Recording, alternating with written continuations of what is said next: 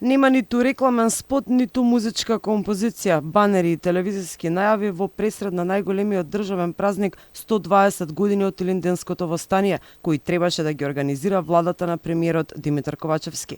Владата одвоила речиси 600.000 евра за организација на настани по повод најголемите државни празници согласно договорот објавен на јавни набавки со продуцентската куќа Скопје Филм. Овие средства треба да бидат потрошени за организирање на државни празници во наредните 6 месеци, но колку од тие средства се одвоени за Илинден и што е направено досега, владата со скромен одговор.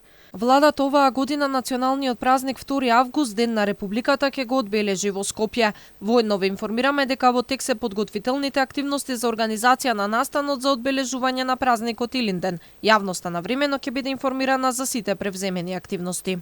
Премиерот Ковачевски оваа година за државниот празник на 2 август ќе организира церемонија на тврдината Кале. Собранискиот спикер Талат Џафери ќе биде во Крушева, а македонскиот председател Стево Пендаровски ќе се обрати од Пилинце, а ќе оствари средба со српскиот председател Александар Вучик во манастирот Прохорпчински. Лани Ковачевски во Крушево помина со граѓански свирежи, нарачани аплаузи и над 1000 полицајци кои го чуваа. Придружба на премиерот му правеа вице-премиерите Артан Груби и Славица Грковска и министрите Оливер Спасовски и Бисера Костадиновска-Стојчевска. Неколку седмици пред прославата, народот со недели протестираше против францускиот предлог, па за безбедност на владината делегација беа ангажирани дури 1500 полициски службеници од различни единици.